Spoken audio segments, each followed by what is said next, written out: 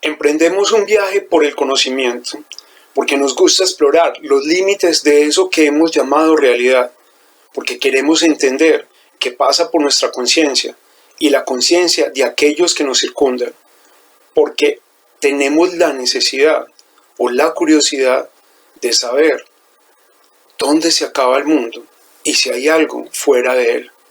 Soy Jorge León Correa. Bienvenidos a Bildung.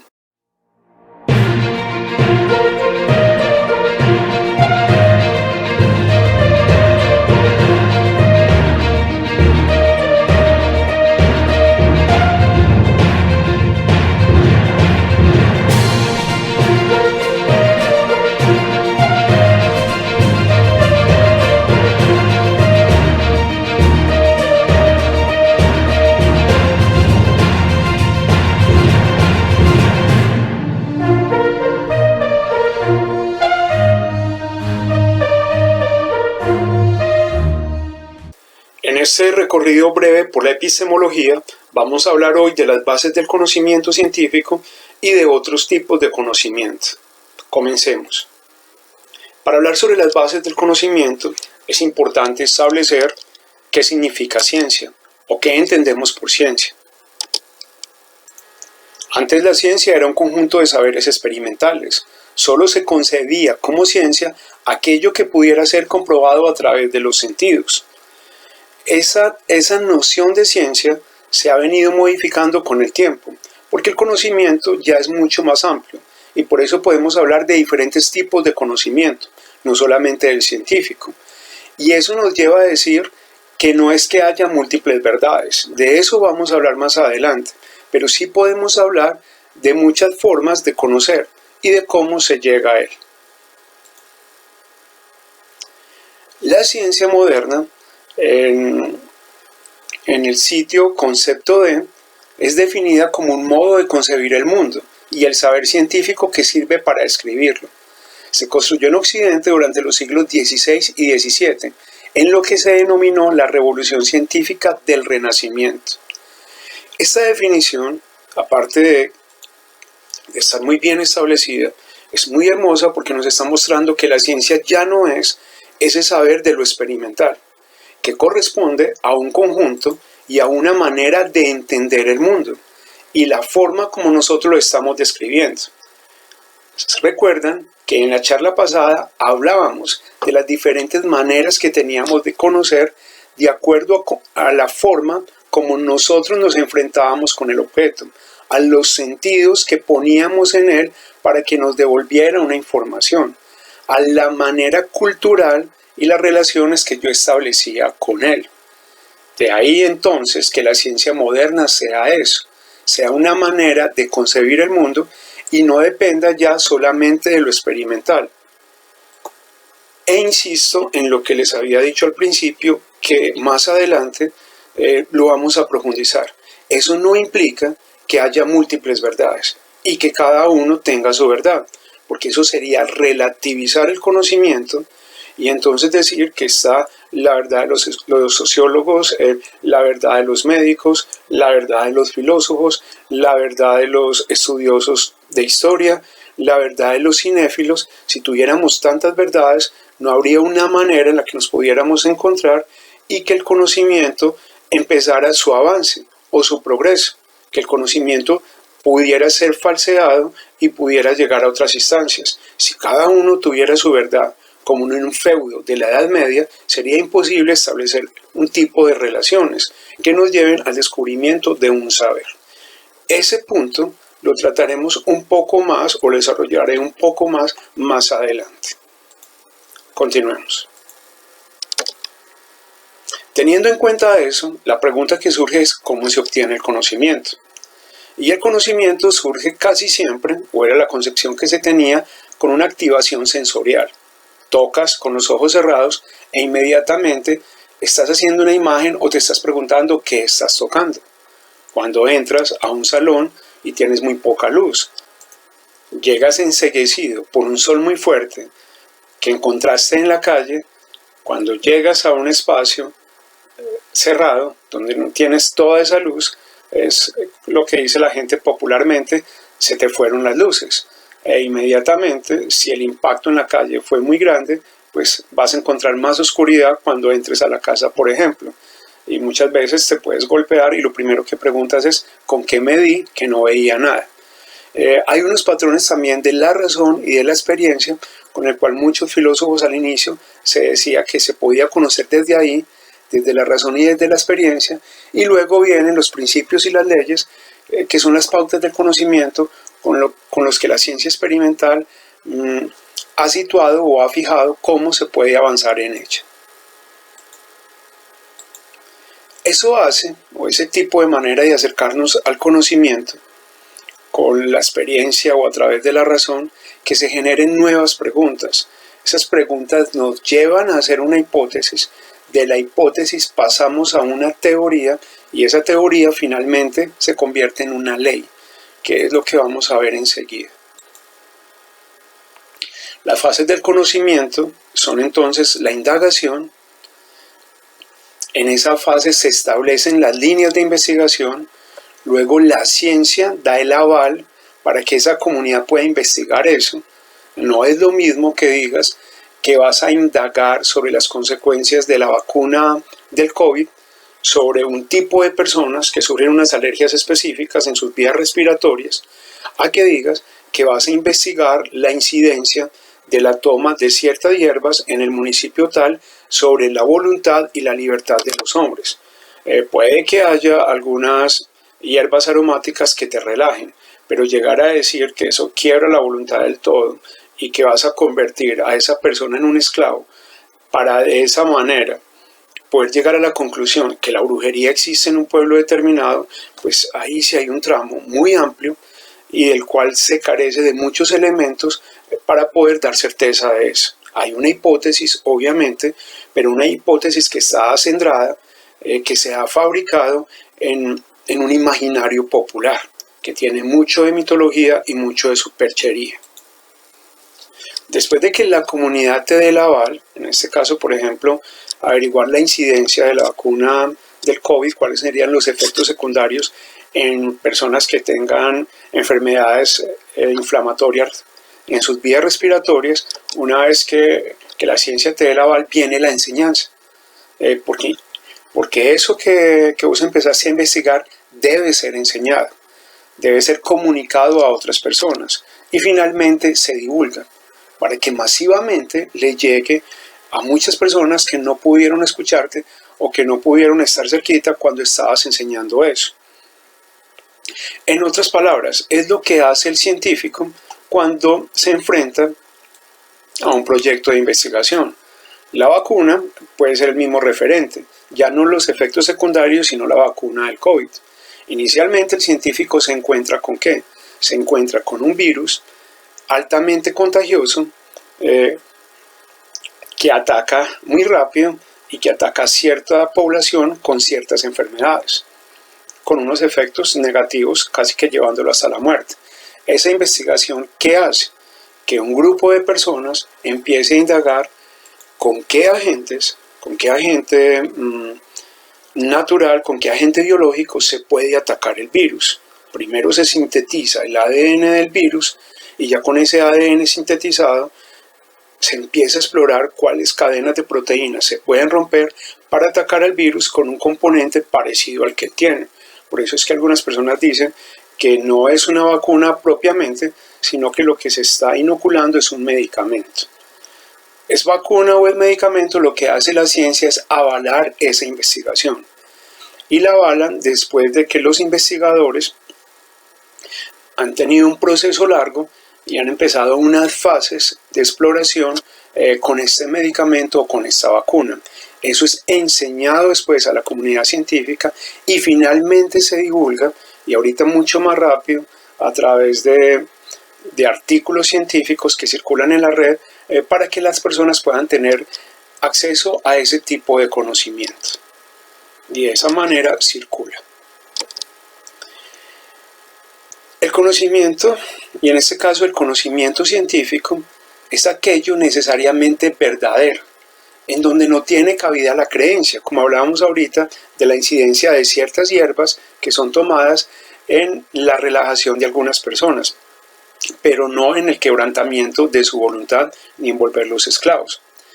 Allí no tiene cabida ni la creencia ni la opinión.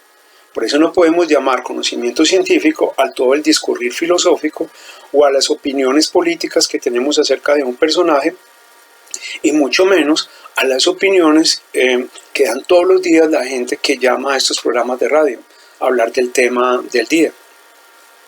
Y es aquello que se considera necesariamente verdadero debido a que no se ignora la realidad de las cosas.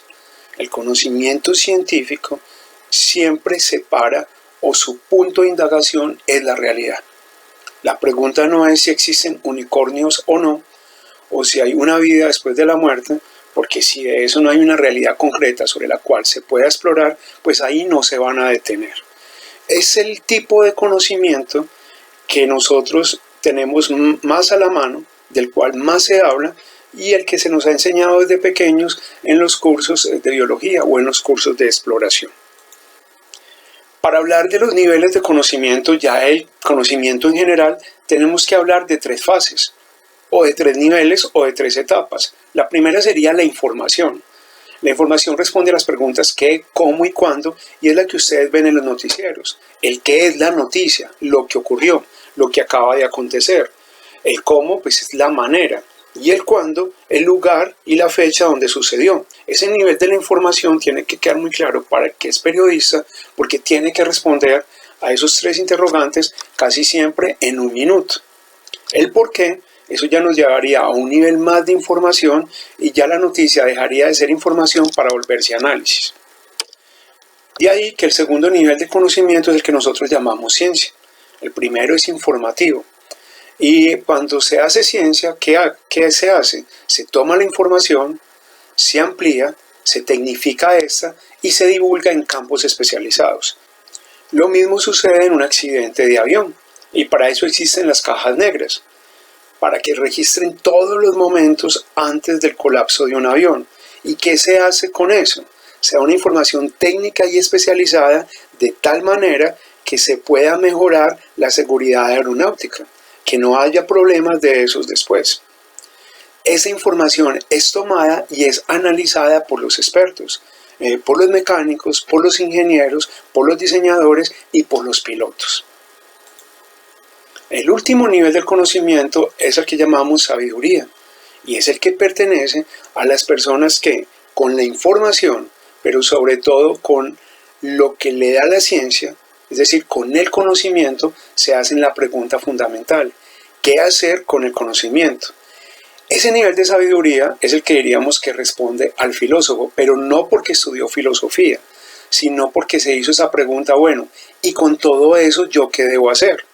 Con toda esa información que acabo de recibir, con lo que pasó del accidente aeronáutico, para seguir con este otro ejemplo, la pregunta es: bueno, ¿y qué hacemos con ese conocimiento? ¿Hacemos los aviones más seguros? Que los tramos no sean tan largos, que los pilotos tengan un descanso para hacer más humano ese viaje, para hacerlo menos riesgoso. Alguien diría: bueno, ¿qué hago con ese conocimiento? Pues no sabemos si la decisión es sabia o no, pero alguien diría: mejor no vuelo, porque con todo lo que está pasando, con la contaminación que implica viajar por avión, pues es mejor no volar, es mejor hacer el viaje en otro tipo de transporte, así me demore más. La decisión si es sabia o no se va a ir revelando con el tiempo, porque la sabiduría, al fin de cuentas, es la última instancia que le está mostrando a esa persona qué tan acertada fue su decisión, pero más que acertada es qué tan benéfica fue para su vida y para la de los demás. Es decir, si su vida se volvió mejor o no después de haber llegado a ese nivel de conocimiento, a la sabiduría. Y regresando nuevamente al conocimiento científico, el método científico exige unos pasos. ¿Y qué es el método científico antes de entrar a esos pasos? Son los pasos ordenados para adquirir nuevo conocimiento. Esto no se hace al azar. En primer lugar, la observación. ¿Con qué observamos desde la ciencia? ¿Con los sentidos o con objetos para mejorar esa percepción? Como cuando estamos mirando a las galaxias y utilizamos un telescopio. Luego de la observación viene la hipótesis, y la hipótesis es la presentación de una posible teoría a partir de la observación. Vos estás observando, ves ciertas manchas alrededor del Sol y presentas tu hipótesis de lo que puede estar pasando allí. Después de presentar la hipótesis, es decir, de aventurar una posible teoría con lo que está pasando en esas manchas solares que acabas de identificar, viene la experimentación. Y la experimentación es demostrar la veracidad de esa hipótesis. ¿Cuál es la hipótesis con relación a esas manchas solares? Entonces vos como astrónomo estás diciendo que hay unas explosiones grandísimas, vamos a suponer, de hidrógeno.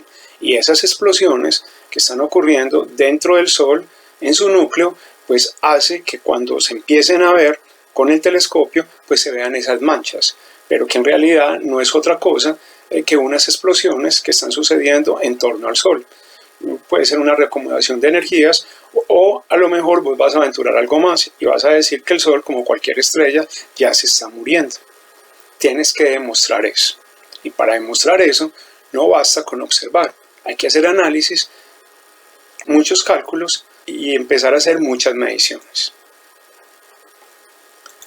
¿Y eso a qué nos lleva? Al cuarto punto del conocimiento científico, que es postular una teoría. La teoría es la confirmación de la hipótesis y eso se convierte en ley. ¿Qué estás confirmando? En este caso, que el Sol, como cualquier estrella, tiene un periodo de vida y esas explosiones de hidrógeno que estás viendo o que estás viendo a través del telescopio están confirmando lo que ha pasado con otras estrellas. Y es que el tiempo de vida del Sol se está terminando. Y si se termina también con él el tiempo de vida de nuestro planeta. Y eso se convierte en ley. Es el quinto paso del método científico. Los métodos modernos, o que proponen para adquirir nuevos conocimientos, distan un poco de los pasos del método científico. Sigue siendo válido dentro de la ciencia, pero un filósofo y un investigador como Karl Popper dice que la ciencia no solamente avanza con los pasos del método científico, porque eso solamente le permite avanzar a las ciencias experimentales, aquellas que se pueden comprobar. Cuando la matemática, por ejemplo, avanzó tanto con sus datos estadísticos, esto hicieron que surgieran una cantidad enorme de investigaciones y sobre todo de hipótesis, pero hipótesis que carecían del sustento experimental e hipótesis en el campo de las ciencias sociales, de la economía, de la filosofía. De tal manera que Karl Popper decía, es válido que surjan estas hipótesis o es válido que surjan estas discusiones, pero para que a esto le llamamos conocimiento en política, en economía, hasta en las mismas sociales, pues se debe refutar algo, con certeza para acercarnos a la confirmación. A eso Karl Popper le llamó falsación. Entonces decía, claro, es muy difícil que un pensamiento tuyo pues vaya a ser experimentado por otra persona, o que vos se lo inocules a esa otra persona como si fuera una vacuna. Pero esos pensamientos, o eso que vos estás proponiendo para revolucionar la economía de un país, debe ser refutado para confirmarlo o para falsearlo, ya que la teoría, según él, debe ser refutada, no confirmada. Pues no puedes confirmar una teoría sociológica, una teoría que te diga de qué manera las personas de un barrio pueden resolver sus problemas de violencia. Eso no la puedes confirmar, pero sí la puedes refutar. ¿Refutar para qué? Para obtener un conocimiento. De manera que el conocimiento en ese caso, porque no lo podemos llamar ciencia, digamos que sí avanza, o se proyecta, o se transforma a través de la falsación. La falsación lo que me permite es la refutación, y empezar a ver si esa teoría que yo propongo, que no estoy hablando ya que en el campo de las ciencias experimentales y exactas, porque para eso pues hay otros métodos como el cambio de paradigma o la experimentación misma, que me permite comprobar si es verdadero o no, pero en el caso de disciplinas como la economía, la filosofía, algunas investigaciones que hacen las ciencias sociales, la misma ética, la política, pues esas teorías deben ser refutadas, no confirmadas. Si la teoría resiste la refutación, indica que yo la puedo aceptar como un conocimiento que dentro de 3 o 4 años puede volver a ser falseado, porque no es exacto, no funciona como en las ciencias aplicadas, pero no confirmado. O sea, yo no puedo confirmar que porque es que lo dijo fulano con tantos estudios, así es, cuando me estoy refiriendo a ese campo de las ciencias que no es experimental. Eso es a lo que Karl Popper llamó falsación, y él dice que es otra manera para la obtención de conocimiento. Finalmente, nos encontramos también con el relativismo moderno, donde nos dice que cualquier cosa puede ser verdad. La ciencia se considera una superstición más, porque se decía que cualquiera podría tener la verdad. Y si usted dice que cualquiera podría tener la verdad, pues lo que está diciendo es que la verdad es el resultado de un consenso. Ah, no, es que a eso llegaron tales y tales personas o tales sociólogos. No, es que la verdad no se consensa. La verdad lo que se puede hacer es refutar, en este caso falsear, o experimentarla, en el caso de las ciencias aplicadas, y empezar a derribar esas teorías con una nueva postulación que puede ser comprobada. Pero cuando llegamos a un consenso sobre cómo debe ser la economía y qué cosas aplicar para acabar con la pobreza, pues esto entraña un peligro, y un peligro grande, porque cualquier cosa que uno diga se tiende a convertir en verdad. Y eso pasa mucho acá, por ejemplo, con ciertos partidos políticos, tanto de izquierda como de derecha, que se creen poseedores de la verdad, y que todo lo que sea del otro bando les suena absurdo y ni siquiera les suena refutable, sino que lo desdeñan, lo desprecian porque se creen poseedores de la verdad. Entonces es muy peligroso llegar a esos consensos y creer que cuando uno está inscrito en cierta corriente política tiene la verdad, porque es que el conocimiento ahí no se obtiene de esa manera. Se obtiene a través de la falsación o de la discusión, pero sobre todo de la falsación, como nos proponía Karl Popper. Es muy peligroso, por lo tanto, decir que tenemos múltiples verdades y que no hay una única verdad, porque es que eso implicaría que no hubiera un avance o un progreso en eso que nosotros llamamos conocimiento. No digamos que tanto un avance, pero digamos que un cambio de perspectiva o de mirar las cosas de otra manera. Si yo digo que cada persona tiene su verdad y se puede acomodar a ella, eso entraña un peligro realmente absurdo y muy grande, porque cualquier cosa la puedo convertir en verdad, y de ahí que lo que dicen muchos gobernantes o muchos mandatarios, pues corresponde a esto, a un consenso al que llega con su grupo de personas afines a él, y sobre ese consenso empiezan a expandir una teoría que para ellos es la única, y cualquier cosa no puede ser, cualquier cosa no es verdad, así como tampoco podemos decir que hay una sola verdad, y que esa es la verdad y punto. Pero así como no hay una sola verdad que podemos poner en un pedestal, como si fuera la diosa verdad, yo tampoco puedo decir que cualquier cosa es verdad. Porque hay unos métodos, hay unas prácticas, hay unos estudios y sobre todo hay una historia. Y que puede que no nos hayan llevado a la evolución, pero que sí nos indica que el conocimiento, que la filosofía, que la sociología, que la política tomaron unos caminos. Y que la manera más interesante para saber si de ahí puedo obtener un conocimiento, así no sea científico, no es el consenso, es la refutación, es la discusión, y en el caso de las ciencias aplicadas sí sería la comprobación.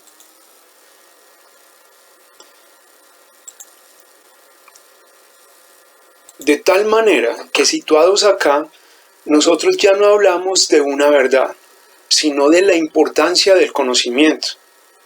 Y su adquisición es supremamente valiosa para preguntarse cómo es que se adquiere, cómo nos ha llegado, y determinar qué es conocimiento y qué no lo es.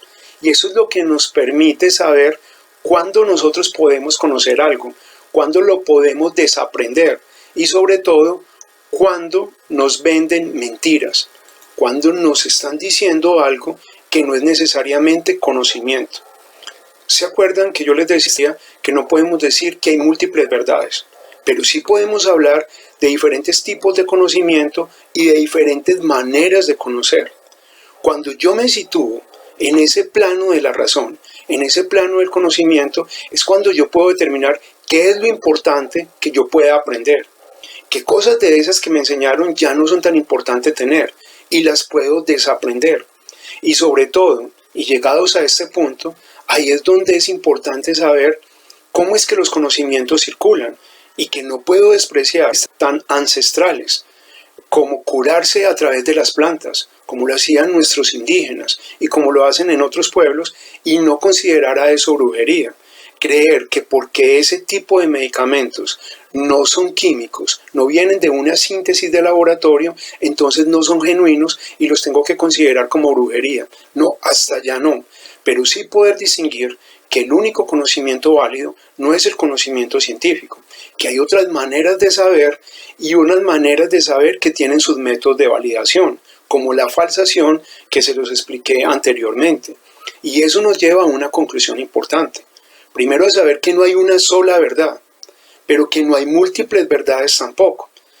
Es contradictorio, puede ser, pero lo que me refiero es que yo no puedo hablar de las verdades de los médicos, de las verdades de los científicos, de las verdades de los rockeros, no, porque sí hay una manera en la que el conocimiento avanza, o por lo menos se bifurca, o se transforma, y esos caminos del conocimiento son los que nos permiten a muchas personas, así no seamos médicos, así no seamos científicos, transitar por él, y poder discutir y poder debatir con otras personas, y sobre todo no llegar a consensos, pero sí llegar a legitimar cuándo un conocimiento es cierto o no, y cuándo podemos desbaratar discursos tan falaces y que sobre todo no tienen ningún sustento en ninguna de los saberes o de las disciplinas, como esos discursos de la autoayuda.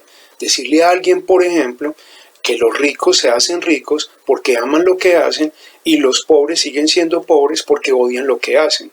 Ese tipo de sentencias se falsean fácilmente, cuando se legitiman fácilmente, cuando uno es capaz de demostrar que en esa sentencia hay un desconocimiento profundo de prácticas que han imperado, por ejemplo, en este país, como una corrupción acendrada que viene de tiempos de la colonia. Entonces, decir que un pobre sigue siendo pobre porque odia lo que hace es desconocer unas estructuras que siguen enquistadas en muchas prácticas de las empresas privadas y de las empresas públicas que no permiten unas mejores condiciones para todos.